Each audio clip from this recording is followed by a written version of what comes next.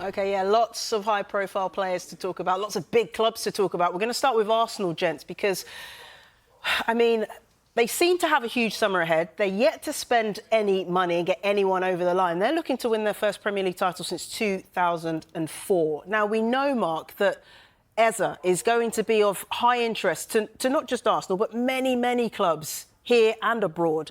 But how serious would you say interest is from Arsenal themselves? I would say very serious. We know that Mikel Arteta is looking to strengthen down that left-hand side. We were talking earlier in the window about potentially some interest in Real Madrid star Rodrigo. We know that Arsenal have a list of targets, and we also understand that Eberechi Eze is one of those players that they are very interested in at the moment. There's been no formal club-to-club contacts at this stage, but with 2 years left on his current Crystal Palace deal and a rumoured release clause, which we understand to be around £60 million with £8 million in add-ons, that makes a player of his calibre, quality, experience, know-how, particularly down that left-hand side. You've seen it in performances for England as well, of interest for a side like Arsenal. We also know that Tottenham are also interested in Eze as well. Imagine that, two of the North London sides going toe-to-toe for someone of his quality. So, yeah, this is going to be one to watch, one to keep an eye on. He's got 2 years left on his current deal. And normally you get to that point where you either sign a new contract or the club sells you. And you get the feeling, with all the noise about Eze over the course of this summer, even at this early stage, he could be one of those players that makes a move. Yeah, and you understand why. Such a high-quality player, creates chances, disrupts play for the opposition.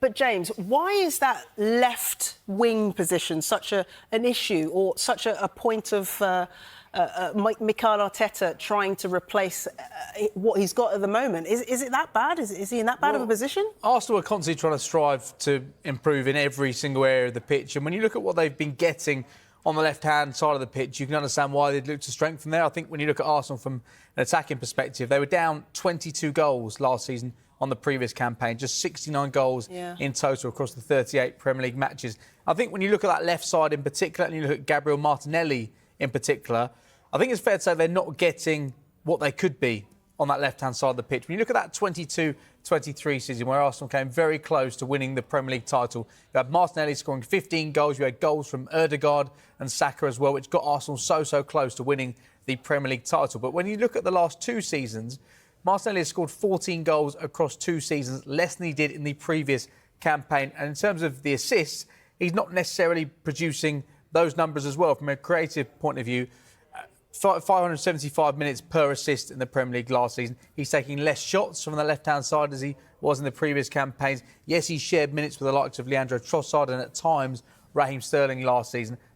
I think it's fair to say Arsenal are still pleased with what Gabriel Martinelli has done for Arsenal. He's still just 24 years of age. He's still a player who has yet to reach his peak. But you can understand, as Arsenal look to try and get closer and closer to winning a Premier League title and winning major silverware, that is an area of the pitch where they think maybe they can get slightly more than they are right now. Without saying it's over for Martinelli, they're looking at their options. Yeah, they want elite level, I suppose they would say. But Martin Zubimendi, another player that's been linked with Arsenal, Mark, coming from Real Sociedad. How close is that to being announced?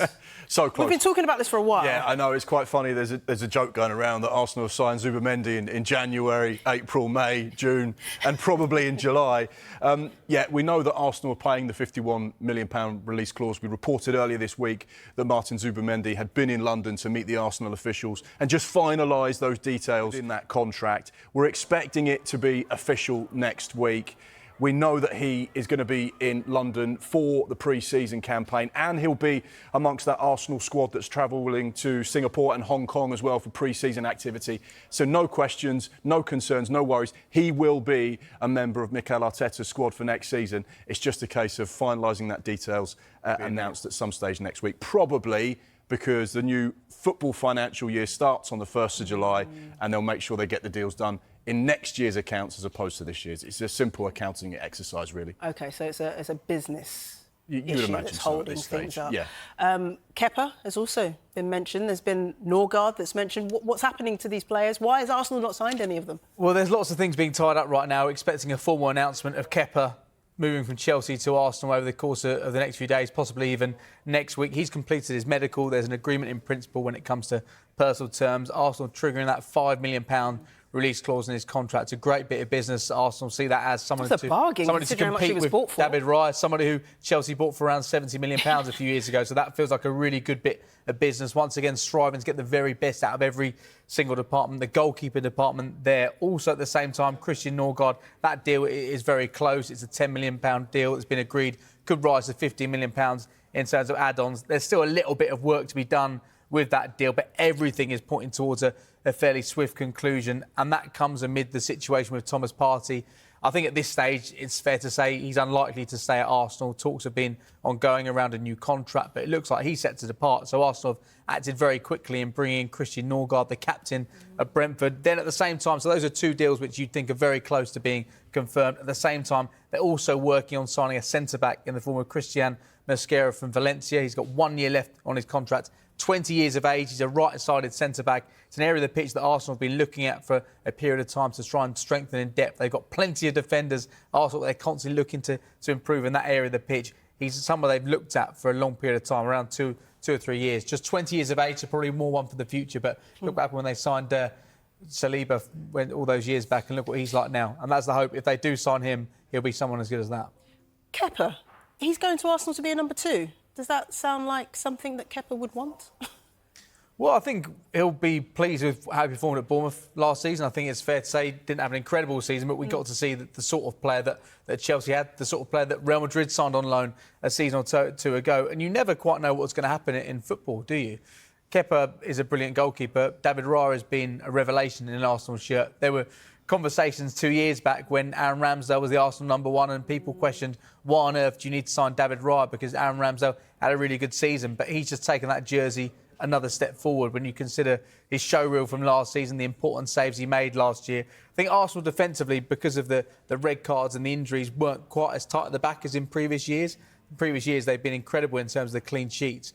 But I think Kepa's aware of what his situation will be. Last season, Arsenal had Neto on loan, and he only played once, I think, in the Carabao Cup. I think with a player like Kepa, with his credentials, maybe you expect to see him more than Neto last season. We may see him in the domestic cups, potentially in Champions League matches if Arsenal have sealed their progression to the next spot as well. So I think it's a really, really good bit of business for Arsenal. £5 million.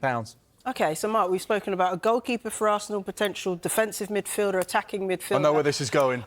I heard a rumour that Arsenal were looking for a striker, and I've been hearing that rumour for quite a while. Where are the strikers in Arsenal's radar at the moment? They're coming.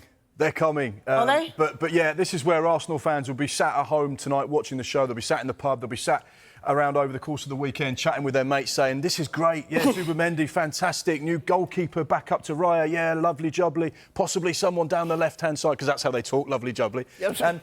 And they'll also be saying, we don't care about that, because the one player that we want, the one position we need to strengthen. If you spoke to 100 Arsenal fans, if you spoke to 1,000 Arsenal fans and said you can only sign one position this summer, what will it be? Where should it be? What would you like it to be? 100 out of 100 or 1,000 out of 1,000 would say it's a number 9, it's a striker. Now, I think Arsenal will get a striker. I don't think there's any question they will get a striker. The way you look at their activity and what they've done so far, they've obviously got a couple of gaps they need to fill in midfield, with it looks like being an impending departure for Thomas Partey. They needed to find a backup goalkeeper or a goalkeeper that can challenge David Raya. So they've just slotted in those jigsaw pieces. That one final key jigsaw piece is a number 9. We know they're interested in Benjamin Sesko. We know they're also interested in Victor Gyökeres. But multiple teams are interested in those two. Exactly. So that's where they can't hang around. Yeah. They're going to have to get this business done. But when you look at Arsenal, financially they've been very sound and they're very astute and clever with what they do. However, this next piece of business, if it's a left-sided player or certainly a number 9, is going to be the biggest spend of the summer. It's likely to be a package of 60, 70 or 80 million, depending on who they go and get. The wages are going to be, reflective of the transfer fee. The agency fee will be reflective of the transfer fee. It will be a big deal to make happen. So therefore, they're maybe just slotting in those smaller pieces that aren't quite as expensive, and then they'll be left with, right, this is our pot to go and get a number 9, and we know what we can afford and we know what we're going to go and get. So I would say, Arsenal fans, as frustrating as it is, be patient. It will come. Okay. But not just yet. And we've still got 7 weeks left until the start of the Premier League season. Arsenal not back in pre-season yet. Arsenal, Mikel Arteta spoke to me before the end of the season. They're aware it's a priority. It's a clear identity. They need to find a striker in this transfer window. They've looked over the course of the last 2 transfer windows. It's not quite been right. There was that interest in Sesko in January, but there was an agreement, a gentleman's agreement in place that he wouldn't leave RB Leipzig in January whilst they were trying to compete to be in the Champions League again next season. It does look like it's going to be one of those 2 players that Arsenal are going to hone in on, and it is the most pressing priority of this transfer window. I don't think you should escape the fact that Arsenal aren't thinking about it at all, or they're working on Zubimendi, they're working on getting a backup goalkeeper first. It's a case of they know what they need to do. It's a case of pricing up what the deals are going to be, because these are really expensive deals to do, and Arsenal in the past have been stung with deals that weren't quite right for the club. So it's a case of finding the right player at the right price, and Mark mentioned the numbers there. We know RB Leipzig want between 80 and 100 million euros for Sesko, so around 70 to 80 million pounds. And I guess that at the moment there's an uncertainty around how much Victor Gyökeres will cost from Sporting, because his release clause is around 84 million pounds, but there was talk about a gentleman's agreement being 58 million pounds to sign him. And they're 2 very different players. Sesko, 22 years of age, huge ceiling. Gyökeres, 27. Has he already reached that ceiling, playing in a slightly less challenging league in Portugal compared to playing for RB Leipzig in Germany and in the Champions League as well. So it's going to be fascinating to see what happens. They will sign a striker, but we don't know the identity of their main target just yet. OK, so Arsenal fans, don't panic. They've been calling me. Yet. Arsenal fans have been calling me. Really? Yeah. Oh, Number nightmare. 9, that's all they want. Nightmare. That's what Darren says. Well, it's coming, apparently, according to James and Mark. But, OK, we'll leave it there on Arsenal for just a moment. Let's head over to Florida now and join our chief correspondent, Kaveh Solakul, who I'm sure has got plenty of transfers. Arsenal are shaping up for a pivotal summer. With a return to the Champions League and ambitions to dethrone Manchester City, the Gunners are now turning their attention to key reinforcements. 2 names are emerging at the top of their radar: Crystal Palace forward Eberechi and Valencia centre-back Christian Mosquera. Transfer focus: Eberechi. Who's interested? Arsenal have explored the conditions of a potential deal for Eze. Tottenham are also tracking the England international, and several other Champions League-chasing Premier League clubs are monitoring his situation. Arsenal's interest in Real Madrid's Rodrigo remains active, but Eze presents a Premier League-proven alternative. The financials: Eze has a £60 million release clause in his contract. That figure could rise to £68 million if all performance-related bonuses are triggered. Why Eze fits? Eze brings versatility, press resistance, and goal threat. He operates comfortably across multiple forward positions, carries the ball with confidence, and thrives in tight spaces, making him a natural fit for Mikel Arteta's positional play. Compared to Rodrigo, Eze is more accustomed to the physical and tactical demands of English football, and his addition could complement rather than duplicate Arsenal's current frontline options. Transfer focus: Christian Mosquera. Ongoing negotiations. Arsenal are in active discussions with Valencia over the potential signing of 20-year-old centre-back Christian Mosquera. The Spanish defender has just 1 year left on his contract, giving the Gunners leverage for a potential discount. Player profile: Mosquera is a right-sided central defender who has shown maturity and physical presence beyond his age. Arsenal have monitored him for the past 2 seasons and see him as a long-term option to increase competition alongside William Saliba. At 6 feet 3 inches, with strong distribution and tactical discipline, he fits the mold of a modern centre-back.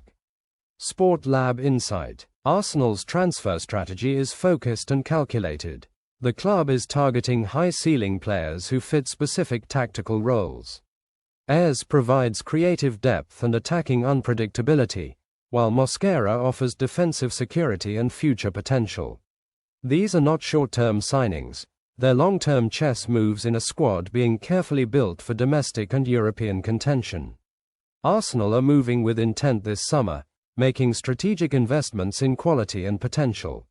Whether it's Eze's attacking dynamism or Mosquera's defensive upside, the Gunners are building a squad equipped for sustained success.